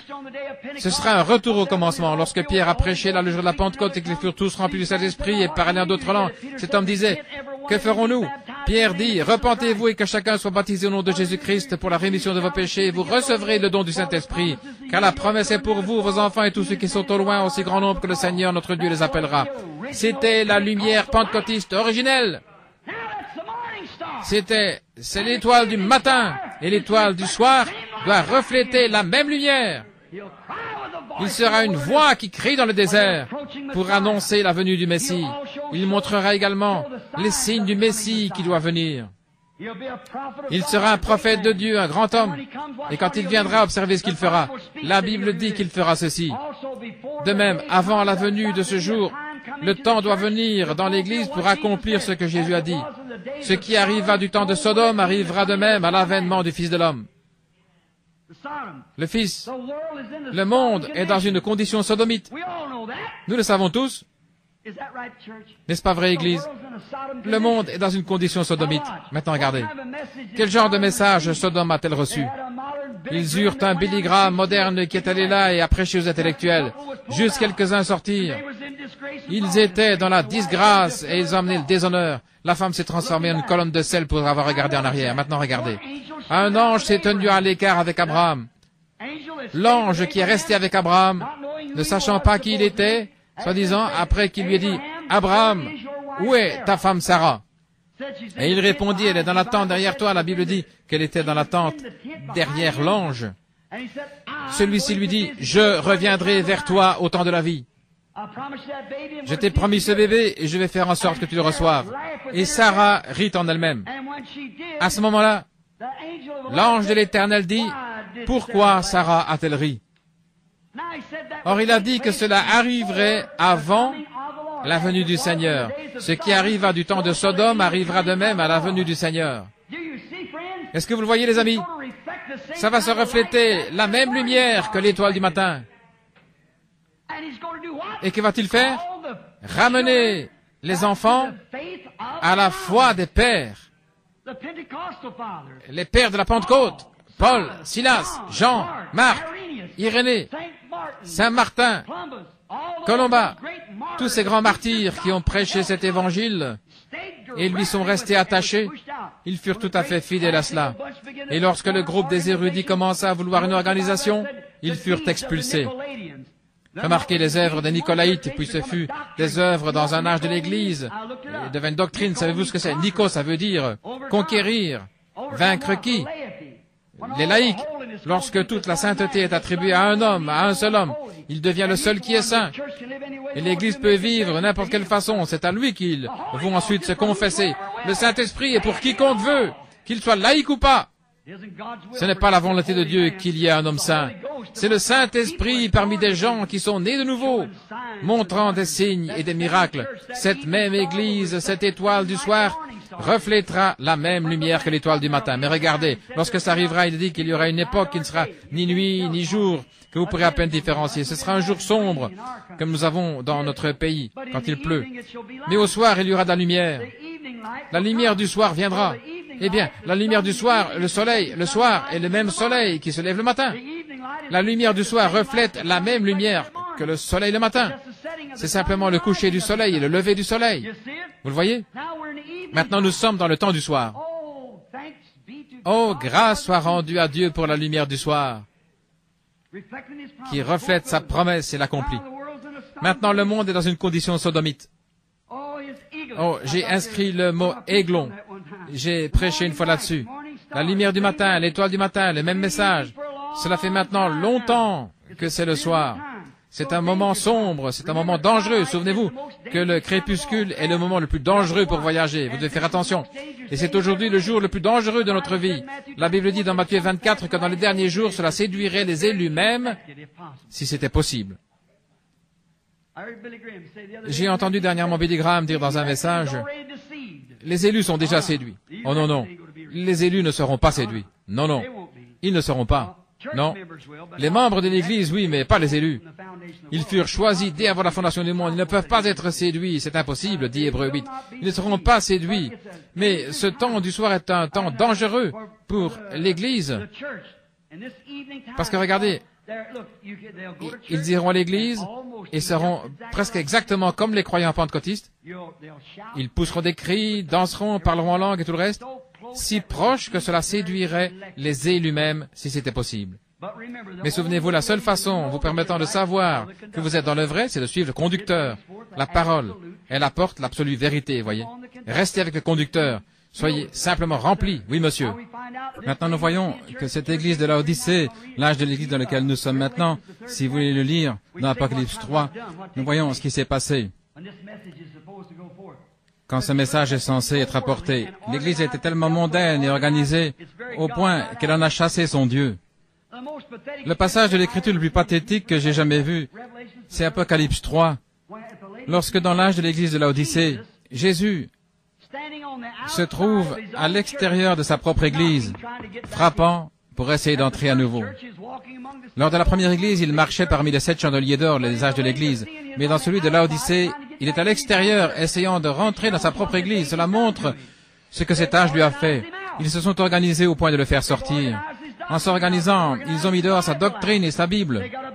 Ils ont un livre de credo, de philosophie, etc., qu'ils lisent et acceptent à la place. Ils ont des confessions froides au lieu de laisser Dieu entrer et faire d'eux des messiettes. De leur donner le baptême du Saint-Esprit et de montrer des signes et des miracles. En s'organisant, ils ont mis tout dehors. Ils ont mis ces choses de côté. Maintenant, il est à l'extérieur, essayant de rentrer à nouveau. À la porte, voici, je me tiens à la porte et je frappe.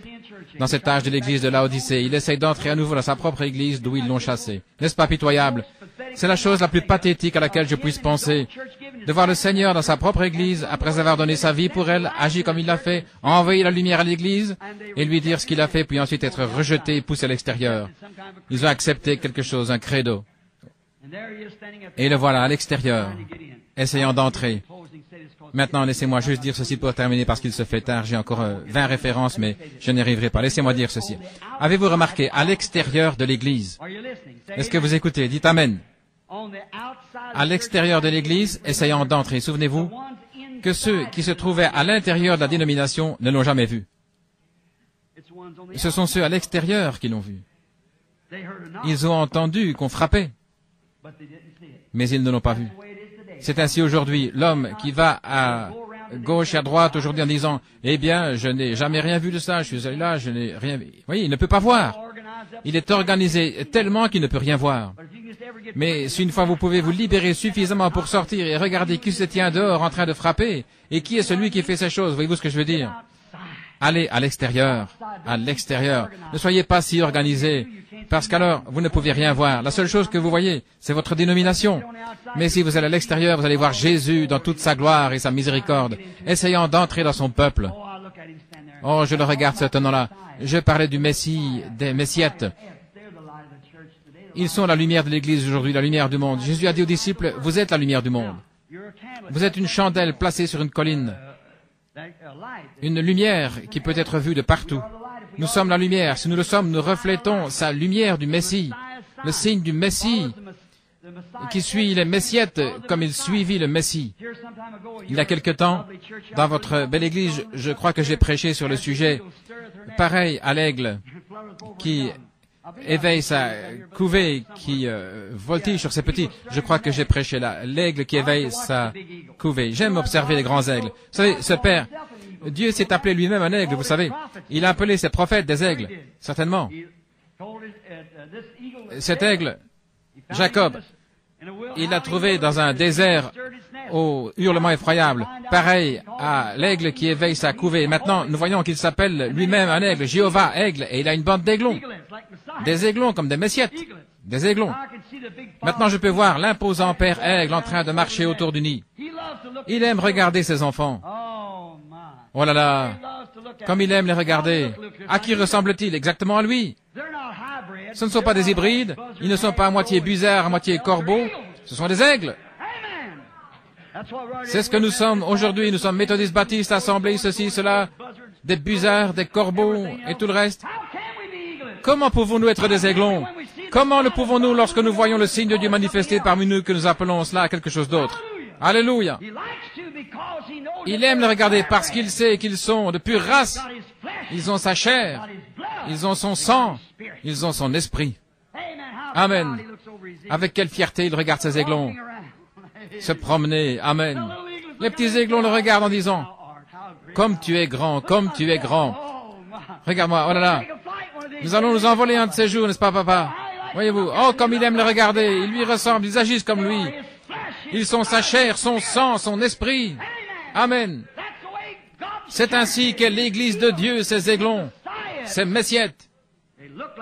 Ils lui ressemblent, ils agissent comme lui, ils prêchent comme lui. Ils font les mêmes œuvres que lui. Il fera aussi les œuvres que je fais. Et il en fera davantage parce que je m'en vais au Père. Amen. Ces signes suivront mes aiglons. Amen. Ils agiront exactement comme moi. Si mon esprit est en eux, alors ils feront les œuvres que je fais. S'ils ne font pas les œuvres que je fais, c'est comme mon esprit n'est pas en eux. Qu'arriverait-il si en regardant de ces petits aigles, il découvrait qu'il a un bec comme un busard? Il dirait, attendez une minute, il y a quelque chose qui ne va pas. Si un corbeau sautait sur le nid en disant, crois, crois, crois, le temps des miracles est passé, crois, crois, la guérison divine n'existe pas. Je vous promets qu'il prendrait sa grosse patte, le délogerait immédiatement et qu'il irait directement se briser le cou. Oui. Oh, ça n'existe pas, c'est la télépathie, de telles choses n'existent pas. Toi, espèce de busard, busard de la chair et en plus de chair morte. C'est ce qu'il mange. Dieu veut des aiglons. Il veut des messiettes. Il veut des hommes et des femmes qui ont des signes et des miracles, des oins. Il veut une église qui est remplie du Saint-Esprit. Une église qui le reflète. Lui, le même hier, aujourd'hui, éternellement. Dieu n'est pas mort. Il a simplement formé un royaume. Dieu a des messiettes. Amen. À chaque mot qu'il prononce, vous dites Amen, c'est vrai. Oui, monsieur, ils lui ressemblent, ils agissent comme lui, ils croient. Et parmi cela, le conducteur continue à se manifester accompagné de signes et de miracles. C'est le Messie. Le Messie est vivant ce soir. Il n'est pas mort, mais il est vivant au siècle des siècles. Le croyez-vous? Qu'est-ce qu'il a dit? Il y aura de la lumière au temps du soir. Le sentier de la gloire, vous le trouverez certainement dans ce chemin de l'eau. Et la lumière aujourd'hui, ensevelie dans le précieux nom de Jésus. Jeunes et vieux, repentez-vous de tous vos péchés. Le Saint-Esprit entrera sûrement. La lumière du soir est venue. C'est un fait que Dieu et Christ sont un. L'homme fut fait pour être un Dieu, et Dieu fut fait pour être un homme. Un Messie, le grand Jéhovah, habita dans un corps humain et fit ce corps comme le sien afin qu'il puisse avoir un corps humain et être ainsi un Messiette pour gouverner sa terre et en avoir le contrôle. Amen. Les œuvres que j'ai faites, ils le feront aussi. Oh, j'aime cela. Jéhovah se promène sur son trône en disant, ce sont mes aiglons. Ils sont chair de ma chair et eau de mes os. Ils sont nés de mon esprit et lavés dans mon sang. Amen. Ils m'appartiennent. Ils m'appartiennent. Tout ce que je leur dis, ils le croient. Pourquoi? Ce sont des aigles. C'est ce qu'ils sont. Ce sont des aigles comme moi. Je suis un aigle. Ce sont des petits dieux, tandis que je suis le grand Dieu. C'est vrai. Je suis Jéhovah, papa. Et ce sont mes enfants. Et il a promis que ces choses arriveraient. Maintenant, si nous sommes des enfants de son royaume, ces signes devraient se faire connaître parmi nous. N'est-ce pas vrai? Or, nous pouvons en parler, en discuter et rester là toute la nuit. Mais cela marchera-t-il? C'est la chose suivante. C'est la chose suivante. Si ça marche, alors c'est vrai. La parole de Dieu a promis dans Saint Jean 14, 12, « Celui qui croit en moi fera aussi les œuvres que je fais. » Est-ce que c'est vrai? Je le crois, pas vous? Très bien, inclinons la tête.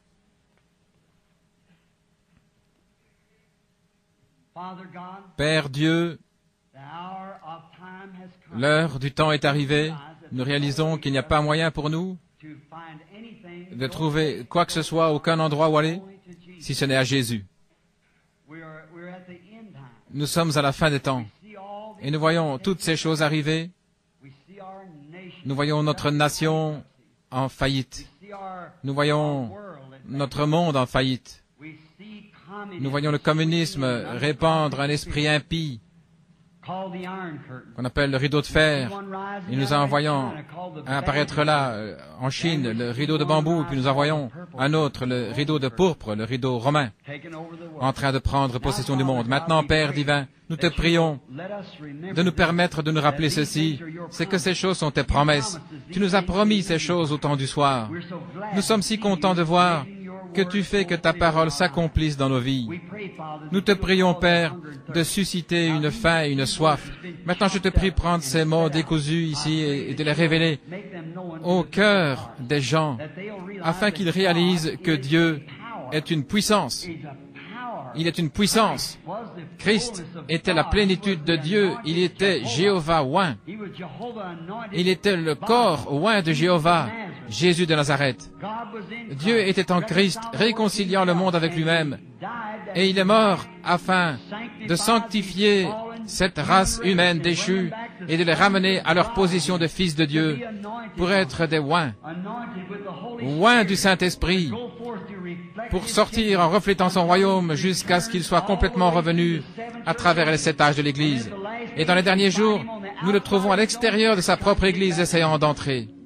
Mais il a promis qu'il enverrait la lumière en ce temps-là. Et nous l'avons trouvé, Seigneur. Nous l'avons trouvé et nous voyons que c'est un conducteur correct parce que nous avons connecté la parole que nous croyons avec le Dieu du ciel qui l'a promis. Et le courant qui a accompli les premiers signes est revenu et accomplit les mêmes signes messianiques.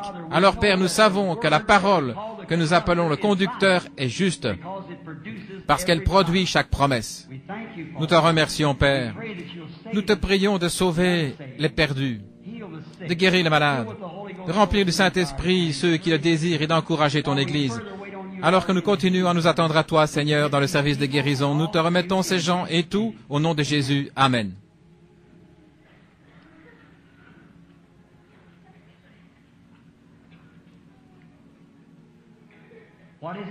Qu'est-ce que c'est maintenant? Je regarde l'horloge. Je ne veux pas vous regarder trop longtemps. Nous devons aussi partir tôt demain matin. Et qu'a-t-il promis? Il a promis que vers le soir, il y aurait de la lumière. Il a promis.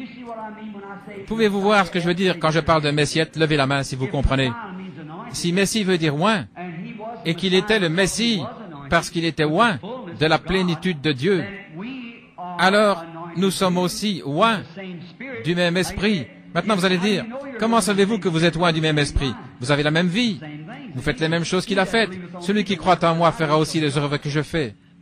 Qu'est-il dit dans Saint Jean 5, 19?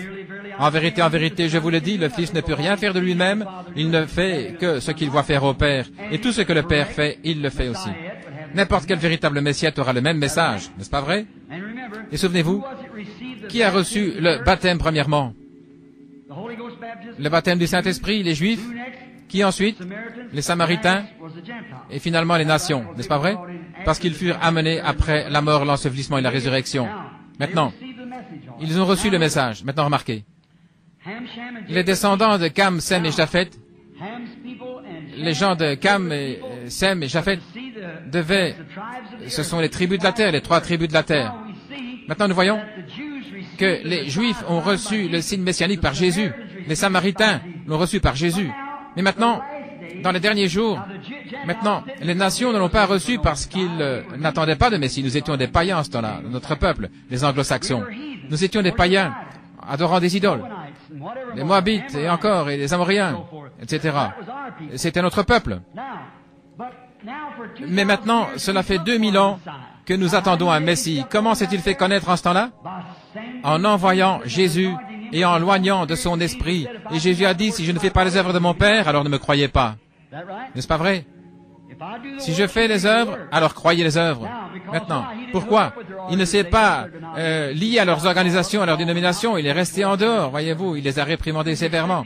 Ils disent qu'il a déchiré ses églises, tout le reste. Pourriez-vous vous attendre à ce que son esprit fasse autre chose? Il fera la même chose, il ne peut pas changer, il est Dieu. Nous pouvons changer, notre nature humaine peut changer, mais Dieu ne peut pas changer, il doit rester le même. Il est infini. Nous sommes limités. Ainsi, il ne peut pas changer. Ainsi, lorsqu'il viendra à son église dans les derniers jours, qu'est-ce que ce sera? Un groupe de gens appelés à sortir des gens loin de l'Esprit de Dieu. Ce seront des messiettes. Voyez, ils seront des oints. Et si son esprit est en eux, ils feront les choses qu'il a faites. Exactement. N'est-ce pas vrai? Alors, si nous disons, si nous pouvons prendre cela et relier la parole à la dynamo, et que le courant arrive en disant que c'est juste, alors vous avez une connexion. Si vous le reliez et que rien ne se passe, vous avez un isolateur quelque part. Vous avez un fil brisé quelque part. Voyez. Mais connectez-le à la dynamo, et si le courant passe, vous avez alors un conducteur direct. Vous avez un conducteur. Et si vous voulez le croire ainsi, je vous dirai de quelle manière je l'ai reçu. Je suis venu simplement, comme le dit la Bible. Je n'ai jamais changé pour aucune dénomination. Ma propre église baptiste m'a mis dehors parce que je ne voulais pas ordonner une femme prédicateur. Ce n'est pas scripturaire, ce n'est pas juste. Je leur ai dit, vous feriez aussi bien de me mettre dehors parce que tôt ou tard, vous devrez le faire. Ainsi, je vais m'en aller avant que vous le fassiez. Puis au sujet de beaucoup de ces choses d'aujourd'hui, lorsque je n'étais qu'un jeune homme, avant que j'entende parler d'unitaire, bénitaire, 3 dieux, 4 dieux, quel que ce soit, je croyais qu'il y avait un seul Dieu et que son nom était Jésus. Et je fus baptisé au nom de Jésus-Christ par un prédicateur de l'église baptiste missionnaire parce que je lui avais demandé. Et je l'ai prêché depuis ce moment-là. Il n'y a pas de passage dans la Bible. Apportez-moi un passage où quelqu'un a été une fois baptisé dans les titres de Père, Fils et Saint-Esprit avant que l'église catholique soit organisée dans ces titres. Ou lisez dans l'histoire jusqu'à ce que l'église catholique soit organisée. C'est un credo catholique. C'est un credo catholique et tout homme baptisé ainsi n'est pas baptisé dans l'église du Dieu vivant. Ils sont baptisés dans l'église catholique, c'est leur credo. Montrez-moi dans les Écritures, montrez-moi par l'histoire où quiconque l'a fait en dehors de l'église catholique. Luther l'a fait ressortir et Wesley après lui pour en arriver maintenant à ceci. À chacune de ces églises, il a dit, tu n'as pas renié mon nom. Mais lorsqu'il est arrivé à cette église de Thyatire, il a dit, tu as un nom d'être vivant, mais tu es mort. C'est ça. Je ne veux pas dire que le baptême d'eau au nom de Jésus vous sauve, mais c'est le baptême chrétien correct. Vous êtes sauvés par la foi. C'est vrai, à travers Christ. C'est vrai. Mais c'est le baptême correct. C'est ainsi que vous serez baptisés. Exactement. Vous devez l'être pour garder l'ordre de la Bible. Vous devez être baptisés ainsi. Puis lorsque vous avez reçu le Saint-Esprit, que la puissance vient sur vous, alors vous ferez exactement la même chose que Jésus, parce que c'est son esprit en vous. Si ce n'est pas le cas, il y a quelque chose qui ne va pas. C'est vrai. Oh, gloire. Oh, je me sens comme si j'allais parler en langue moi-même maintenant. Vous savez, la première fois que j'ai parlé en langue, j'étais dans l'église baptiste en train de prêcher. J'étais sur l'estrade en train de prêcher aussi fort que je le pouvais, et je me suis mis à sauter au milieu du couloir en prononçant quelques mots dans une langue inconnue sans savoir ce que je disais. Et je regardais autour de moi et toute l'assemblée tendait le cou pour voir ce qui se passait. Quelque chose m'a dit, je suis un rocher dans une terre aride et un refuge dans la tempête. C'est la première fois que je parlais en langue. Oh là là. Je savais qu'il y avait quelque chose de réel quelque part que je ne connaissais pas. J'ai continué à chercher jusqu'à ce que je le trouve. J'ai continué à avancer. J'ai tout vendu pour acheter cette perle de grand prix. Oh, peu importe si la Bible le dit, je le crois. Peu importe combien d'organisations ou de gens disaient ceci ou cela, c'est la parole de Dieu et c'est la vérité et je resterai avec elle. C'est tout. Et la seule façon qui vous permettra de faire cela, c'est de rester parole pour parole avec la Bible. J'ai prêché l'autre soir sur 4 êtres vivants.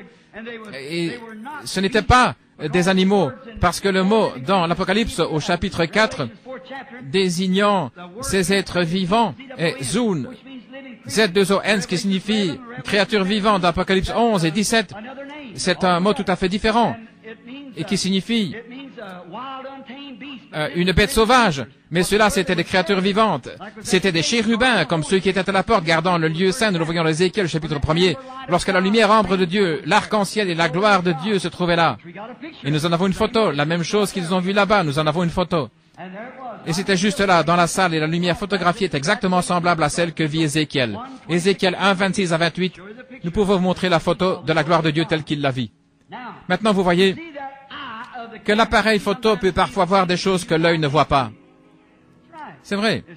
Ils l'ont vu, tandis que les humains ne le voient pas. Mais notre vue devient si obscurcie, alors que nos yeux devraient être de saints capteurs de lumière, mais ils sont enfumés par des bêtises, dénominations et différentes choses. Nous ne pouvons pas voir plus loin que le bout de notre nez. Nous ne voyons pas ces choses là-bas. Le Saint-Esprit est ici, aujourd'hui, il est le même, hier, aujourd'hui, éternellement. Et c'est la même puissance, les mêmes signes, les mêmes miracles, le même Dieu, le même baptême, le même Saint-Esprit, tout est pareil. Parce qu'il ne peut pas changer. Amen. Très bien. Je crois qu'il a distribué les cartes de prière, la lettre A, n'est-ce pas? Frère Branham commence maintenant à prier pour les malades. Not guesswork, but really know what it is. Now, fill it out. And now, he has already... Now, let's take a sick person. Somebody raise up your hand that's sick. It's never put foot on this earth until the church is gone. How many knows that? We which are alive remain shall not prevent or hinder them which are asleep. The trumpet of God shall sound. We'll rise, be caught up and meet him in the air. That's right. Then he returns back to make himself known to like Joseph did to his brethren. 144,000, but the church is raptured and gone in. Remember, when Joseph made himself known to his brethren, his wife and all of us in the palace, no Gentiles around. He dismissed them all. And so the church age dismisses at the 3rd chapter. John was caught up, representing the church, and from there to the 19th, she doesn't appear again till she comes be wed with her bridegroom. Now, it's the going of the Jews from the 4th on in, the outcome of the Jews. Now, if Christ comes and shows Himself alive tonight, now if I have said right that He was Messiah, and the believers, that means He's the anointed one, and we have His anointing, won't the same anointing perform the same thing each time? I love you. Brothers, it's going to be too late to talk to you like that at the judgment. When you're left, I want you to be ready. I don't know when He's coming. But if He comes tonight, I want to be ready. If He don't come till next week, I want to be ready then. So I want to be ready. If I sleep, that won't hinder me. I'll rise anyhow. But while I'm here, I want every ounce of me to count for Him. And I want yours to do that too. Now, this lady here, I don't know her. Do the same thing that was done to Sodom. How many believes that now with all your heart? All right. Now I believe, now remember, so that you won't get the human part into it, God only works through man. How many knows that? Man is God. That's the reason Jesus was God. That's God was worked through a man. Is that right? Reconcile the world to Himself. Now, He was Messiah, then you and I become Messiahs, or little Messiahs, because we're anointed with the same Spirit. A grammar school education, I don't know nothing. Only thing I know, I'm saved. That's all I know. I know Jesus Christ is the Son of God. He's my Savior. I believe. I believe He was God, made manifest in flesh. I believe He died, rose again, and come back in the form of the Holy Spirit to anoint the church. I believe every word of that Bible is the truth. God's given me faith to make an answer. So, I've seen happen since I left you all, just around maybe 20, 30 calls a day in different places, and they're at home. It would make some mighty fine books. It sure would. But we don't see anything about it. Just now and then to the church. We don't broadcast it out. Jesus said, tell no more. This is for the church. It's for the believers. Now, if you're a believer, now you see if the Holy Spirit will move. And if it will, how many of you will believe with all your heart? If it'll do the very same thing it did when it was on a man called Jesus of Nazareth, you'll believe that Messiah is true. Brother, but it's His Spirit. I'm a sinner. But it's His Spirit that has to work through somewhere. He's got to have somebody to work through. Elijah was a man subject to like passions as we are. Is that right? He had his ups and downs. His temper got up in his indignation. He's just like I was, you are. But he prayed earnestly. He was the prophet. He prayed earnestly and shut the heavens. Walked around and said, rain or dew will not fall, but I call for it. He had an answer. That's the reason I'm standing here tonight before this woman. God promised. And I believe God.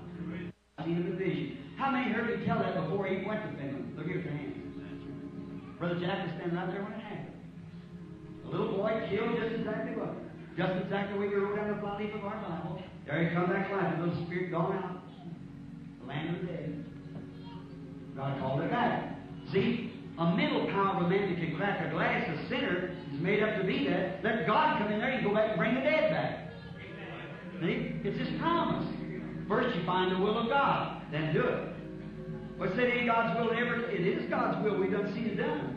I've seen it done about 5 different times, and I know it's true.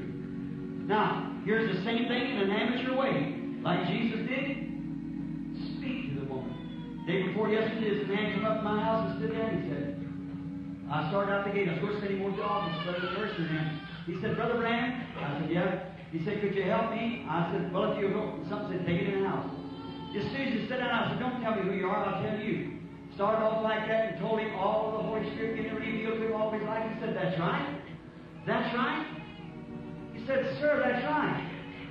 I said, you don't live here, you live in Madison. You've been down in Evansville, Indiana, and have gotten a bunch of a cult down there, didn't you? Yeah. Bible school, he thought it was. He said, mercy goodness, man, how do you know that? And so when I said, say, I don't understand that. And I said, was you ever at one of my meetings? He said, I never know your name till just about 25 minutes ago. Some man told me when I was passing through Louisville, come over here, a man named Mr. Sandy. He said, I never know your name. I said, well, that's my ministry. He said, if I understand it right, Jesus was talking to his disciples and know what was in their heart. Right? He said, then that's God speaking through you to me. I said, boy, you know more about it than I've been following these for a long time. That's right. He said, well, praise God, it's all finished now then. There you are. Boy just flew in from England, same thing. Here it is, again at the tabernacle. This is About 48 years of it. He's God, isn't he? Elderly person. Old, real old lady. It's your mother. She's got something wrong with her ear, and she's got complications too. Isn't that right? That's right, basically. You got your hand here? All right, you take that and lay it on. You bleed your heel now? Let me put hand. Father God, I lay hands upon her in the name of Jesus Christ. Lord, may these things come to pass. We ask for God's sake in Jesus' name. That I come back so she could come up. Now, you had something wrong with the head. It's like a migraine headache. Right? It runs you into a nervous breakdown. Now you're suffering with weakness. You seem like it's like taking a string and pulling it all the threads are about broken and that loose is flat. You'll be all right. Inez?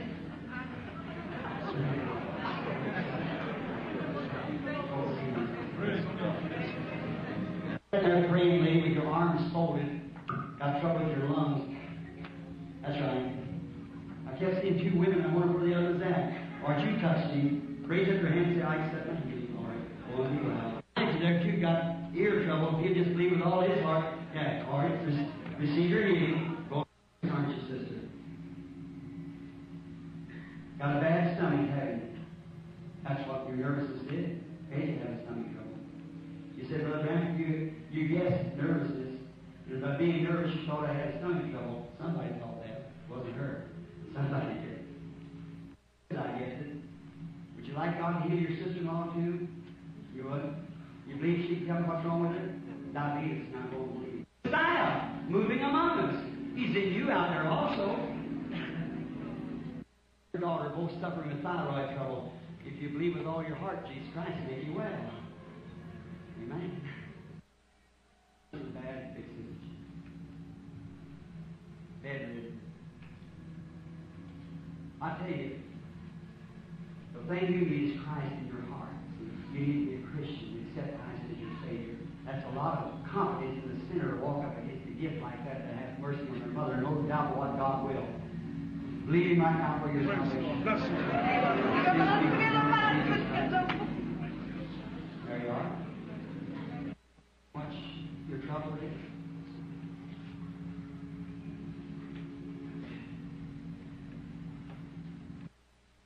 Right back there, kind of the yellow jacket on. That's it. I see her here before, and I see that light hanging here, and then look down again there. All right, He heals you then, sister. Your mouth looking at me saying, praise the Lord, like that. You got trouble with your mouth, with your face. Isn't that right? That's right. Raise up your hand. All right. Jesus makes you well. Go home and believe it. Isn't He wonderful?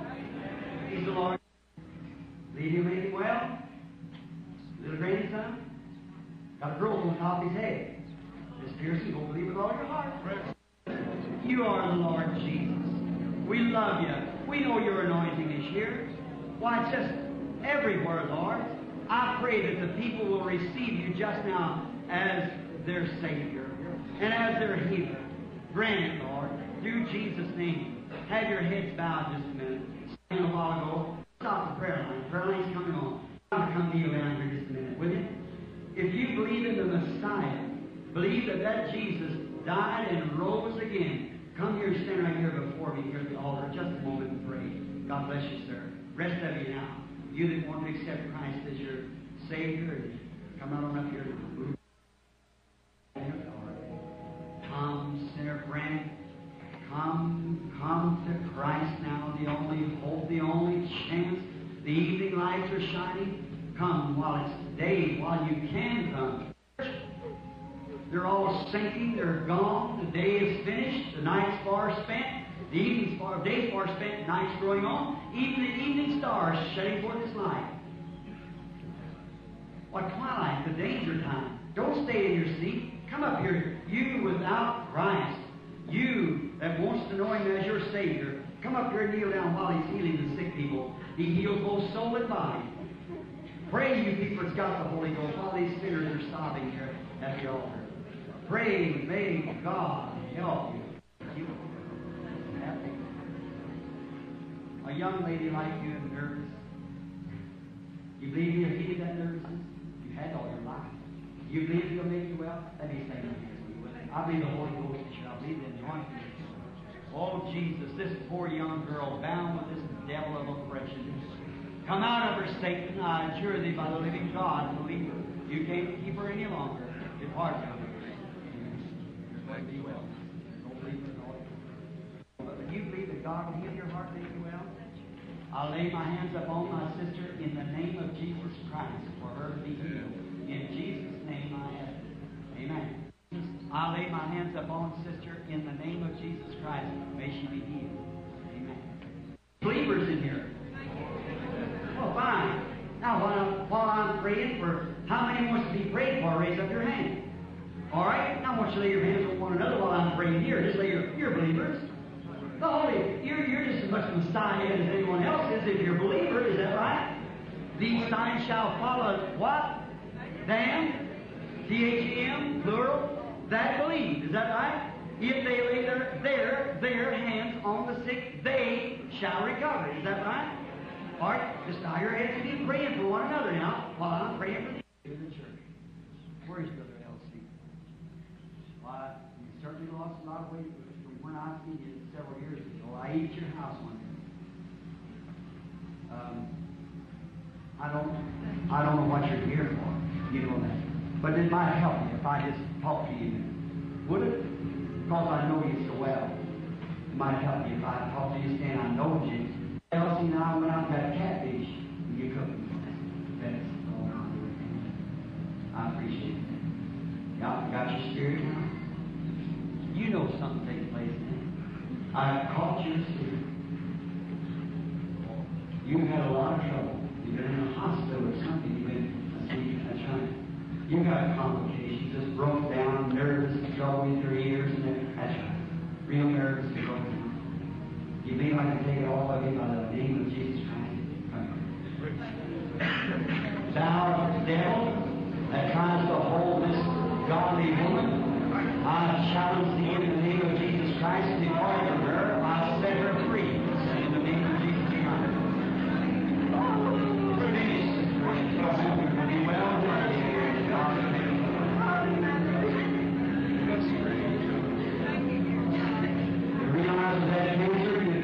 God doesn't heal you. You heal well? I'll lay hands upon this woman and challenge this devil in Jesus' name to come from her. Amen. I'll lay hands upon this woman and challenge this devil in the name of Jesus Christ to come out of her. Amen. That does it. That makes it right. Something has happened to you, didn't it? You stand there and you felt all thrilled about it, didn't you? That's your back, is it?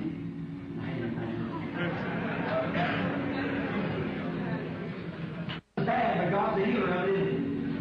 In Jesus Christ's name, may it leave her and she be well. Jesus, you are the Son of God. I believe you are the Messiah. I believe you rule your kingdom, which I am a part of.